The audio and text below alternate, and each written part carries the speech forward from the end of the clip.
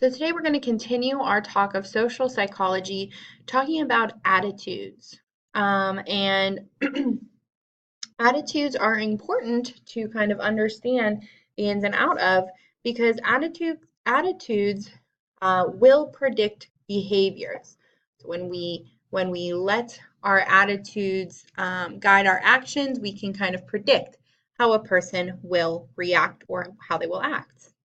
When an outside influence on what we say or do are minimal, when other outside influences on attitudes and actions are minimized, then the attitude is specifically relevant to the behavior. When we are aware of our attitudes are our behaviors. Attitudes are more likely to predict behavior when we're not attempting to adjust our behavior to please others. So when we have limited outside influences, and when we are in familiar situations in which we don't have to stop and think about our attitudes. We're aware of our attitudes. And when the attitude pertains to a specific behavior, like purchasing a product or casting a vote, those are times when attitude is more likely to predict behavior. When do our actions influence our attitudes? Our behaviors influence our attitudes, in other words. So actions can influence our attitudes in several ways. So we talked about some of these on Monday. The foot in the door phenomenon, that's an idea or an example of our actions influencing our attitudes. You'll remember the foot in the door phenomenon. If someone agrees to a small request, they're more likely to comply to a larger request. People who play a role tend to adjust their attitudes to coincide with behavior enacted while playing the role. So if we adopt a new role, like a college student or a husband or wife or starting a new job, you're going to strive to follow the social prescriptions, the instructions, guidelines, how you should act, what you think is required of a person in that role. At first you're just acting, but then you do become that role. So it is kind of the idea of fake it till you make it. And one interesting example of that we talked about earlier in the year is the Zimbardo's prison study, also known as the Stanford Prison Experiment, where he had two groups of students. They were all students at Stanford, split them into two groups. One group was the guards, one group were, the prison guards, one group were the inmates. And he observed how they behaved, and they started to really at first they were just acting as those groups, and then they started to really kind of do things on their own that showed that they became that role of the prison guard or the inmate. And then we also talked about this on Monday, the cognitive dissonance theory. So our thoughts and behaviors don't coincide, we have tension. And in order to relieve that tension, we bring our attitudes into the line with our actions. And remember that word dissonance means lack of harmony. And the attribution theory tries to explain how people determine the cause of behavior that they observe. So if you look at it, attribution theory, it's exactly that. What do you attribute their behavior to? Is it a situational attribution or a dispositional attribution? So we'll talk about each of those in a minute, but I bet you could probably guess what you think a situational attribution and a dispositional attribution is, if you know the word situation and disposition. And then, is that a stable attribution or an unstable attribution?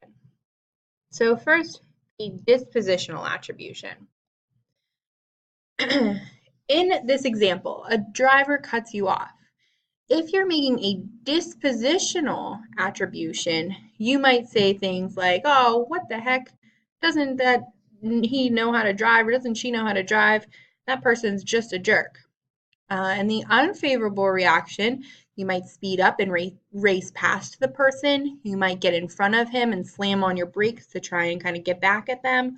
You might throw him some shade in some other kind of way. Now, in the same example, if we have a driver cutting you off and we're looking at it as a situational attribution, you might say, a driver cuts you off and you make a situational attribution. You might say, maybe he's sick. Maybe he's in a rush to try and get somewhere. Maybe he's late for work. Maybe he is trying to drive someone to the hospital or get home to see his children, or something terrible has happened. So you're giving it to that situation rather than in a dispositional attribution, you're saying, oh, that's because he's a bad person. And a situational attribution is more likely to get a tolerant reaction. So, if you give it to that situational attribution, you might allow the driver to get in front of you and not make a big deal of it.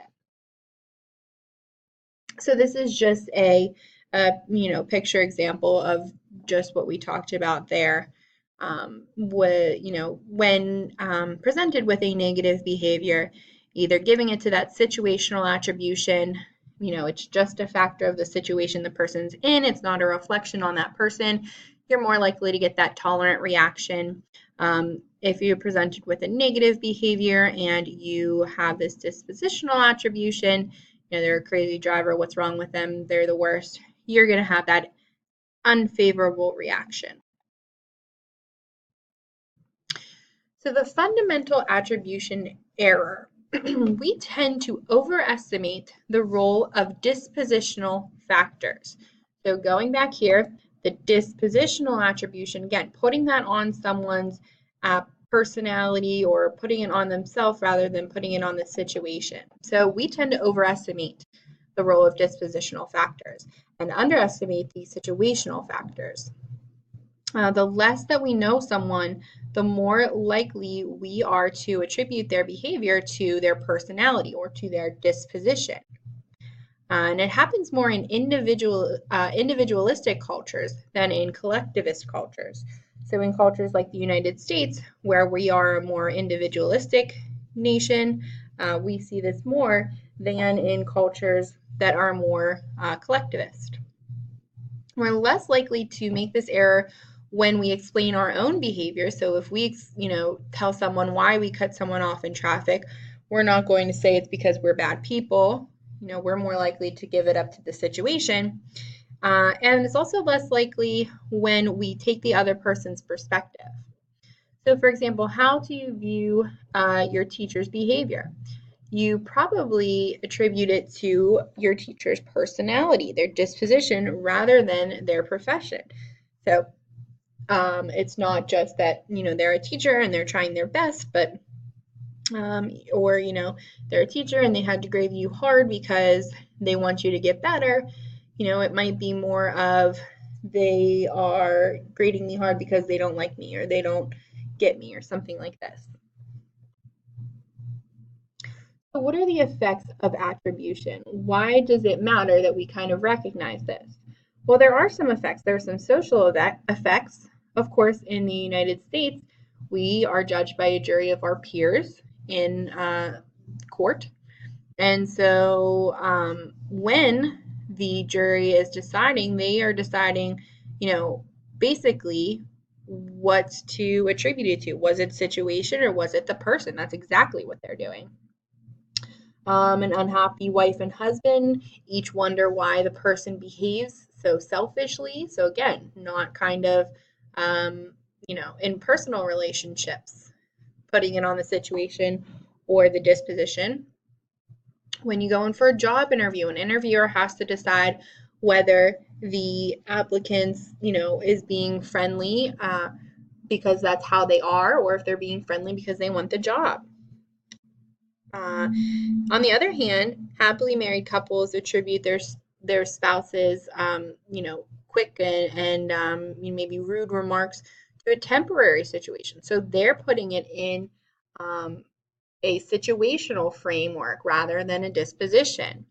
Whereas an unhappily married person might see the same exact thing and attribute it to the disposition and not the situation.